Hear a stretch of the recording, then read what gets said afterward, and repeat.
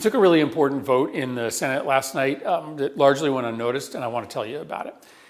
Trump's authoritarianism, which is growing in seriousness inside the United States, is now happening overseas as well.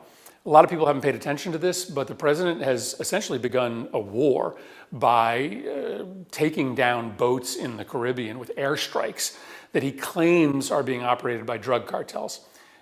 He has offered no evidence of who's in these boats. They might be members of drug cartels, but they could be civilians, they could be Americans. But B, and more importantly, the president has no authorization to just decide that he is going to use U.S. military power overseas without congressional authorization, without the consent of the public. Most of these strikes are in the Caribbean. They are off the coast of Venezuela. There's real risk that these strikes could draw the United States into a war with Venezuela, a war that nobody in this country wants. But again, the principle is probably what's most important. This is a president who just doesn't believe that he is subject to the law. That this year's Nobel Peace Prize decision was made to spite Donald Trump's public campaign for the award. The chair was asked directly just moments after he announced this year's prize would go to Venezuela's opposition leader, Maria Corina Machado, whether Trump's repeated insistence that he deserves the prize had affected deliberations. A reporter in the room asked, during the past months, U.S. President Donald Trump has repeatedly said he deserves the Nobel Peace Prize, and he'd like to have it. He even said it would insult to the United States if he didn't get it. What do you, as chairman of the Nobel Peace Prize Committee, think of this, and how has this campaign-like activity by the president and his supporters domestically and internationally affected the deliberation and thinking in the committee? He replied, in the long history of the Nobel Peace Prize, I think this committee has seen many types of campaign, media attention. We receive thousands and thousands of letters every year of people wanting to say what, for them, leads to peace. The committee sits in a room filled with the portraits of all the laureates, and the room is filled with both courage and integrity. So we base our decision only on the work and the will of Alfred Nobel. The remarks came moments after Machado was awarded the 2025 Peace Prize, the chair calling her a brave and committed champion of peace who keeps the flame of democracy burning during a growing dark. I really worry that the way our news cycles works, the way that our brains work politically these days, is that we only see 24 hours at a time. So we spend a day or two talking about the latest outrage, the latest attempt to destroy our democracy. And then we set that one aside and we talk about and work on the next one. And we don't see the cumulative impact of what it means to have the Department of Justice relentlessly pursuing legally the president's political opponents, what it means to have our media begin to look like state-run and state-owned media, what it looks like to have our troops being deployed all over the country to try to suppress dissent. What's going to happen here is not likely elections being canceled or a coup. What he's trying to do is to just suffocate the space that the opposition has to operate such that there's never enough oxygen for Democrats or any political opposition party to beat him. That's, what happened in Hungary. The political opposition party still exists there. The rules are just rigged so that they can never, ever prosecute their case. They can never win a national election. So when you look at everything he's doing together at the DOJ, at the FCC, at the Department of Defense, it is all designed to try to convince people to just stay quiet, to not show up for the protests, to not run for office, to not vote. That's how our democracy is destroyed. The elections still happen, but the same party wins election after election after election, and that party is Donald Trump's party, his family's party, a party increasingly of oligarchs who are making money off of this government. Senator, I want to underscore that what you have done today in terms of laying out the connecting the dots, you are really shining a light on the roadmap that Donald Trump is laying out here. And I think that's important because I was just at an event earlier today here in Washington, D.C. I was in Denver this past weekend, and the folks that are, plugged in to what we do every single day, they are very concerned. But by and large, many folks, they don't feel like it's necessarily a 5-alarm fire, or they're like, when we get on the other side of this, not understanding that it's going to take work to get on the other side of this. Retribution is not a side note here for the Trump administration. It is the centerpiece. And the Insurrection Act that he's talking about is not just a suggestion. He is openly telling us that he is going to do it. And without any pushback, it is going to happen. And let's just be clear. National Guard troops are on their way to Chicago as we speak. The governor did not ask for them to be there. National Guard troops are attempting to be deployed in Oregon. The governor did not ask for them to be there. National Guard troops were deployed in California. The governor did not ask for them to be there. Have we slipped already into the authoritarianism? Is there a way out? I mean, give us your unvarnished thoughts here. Well, listen, I mean, we are not on the verge of an authoritarian takeover. We're in the middle of it. Now, it's not too late. We haven't lost our democracy.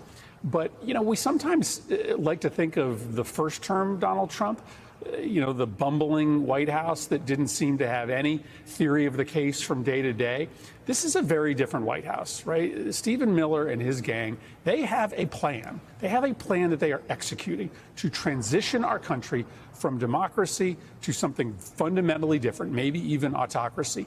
And that's what I tried to lay out on the floor today, is how this plan is being operationalized every single day. But no, it is not a lost cause. Ultimately, what we know from history is that when a big enough portion of the population, the number's normally around 2%, show up to protests, are regularly engaged in peaceful civic action, enough sand gets thrown in the gears of the attempts to destroy the democracy that you end up saving it. So we have an opportunity in these elections this November to send a signal. We have an opportunity through the protests on October 18th to show the country and the world that we aren't lying down. So this is a serious moment. It's almost lost, but it's definitely not lost yet. From this president, that any use of force that he condones will be protected. Yeah, so I certainly am not knowledgeable enough about the interpretation of the Insurrection Act to know the answer to that question. But I think you're pointing out, you know, what is the most important underlying fact here. The president has already made it clear, whether or not he invokes the Insurrection Act, that if you commit violence in his name, you are going to be immunized, you are going to be excused, you're going to be let off the hook. Whereas if you even hint at violence, actually, frankly, if you even just criticize him publicly, that you are going to be met with the full force of the law, illegally, unconstitutionally.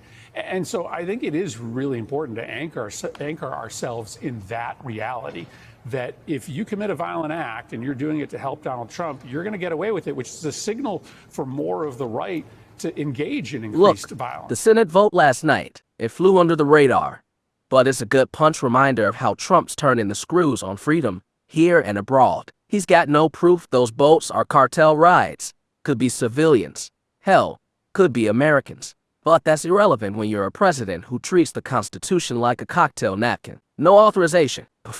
Why bother when you can just bomb first and lie later? This isn't rogue cowboy stuff. It's a deliberate power grab, risking a Venezuela blow-up nobody wants, all while eroding the checks that keep tyrants in line. And don't get me started on the Nobel snub. It's poetic justice. Trump's been whining like a kid denied candy, calling it an insult to America if he doesn't snag it. The chair shuts that down cold.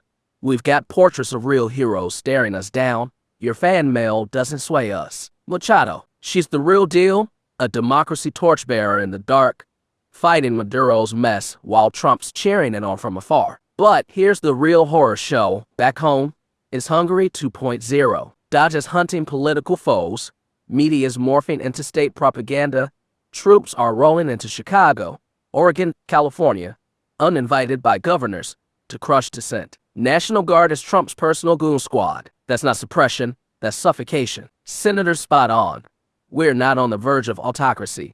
We're neck deep. First term was chaos. This one's a blueprint, courtesy of Steve Miller and his merry band of enablers. They're rigging the game so opposition gasped for air. No big coup. Just endless elections where Trump's oligarch crew always wins. Retribution's the main course, not dessert. Insurrection Act. He's not bluffing.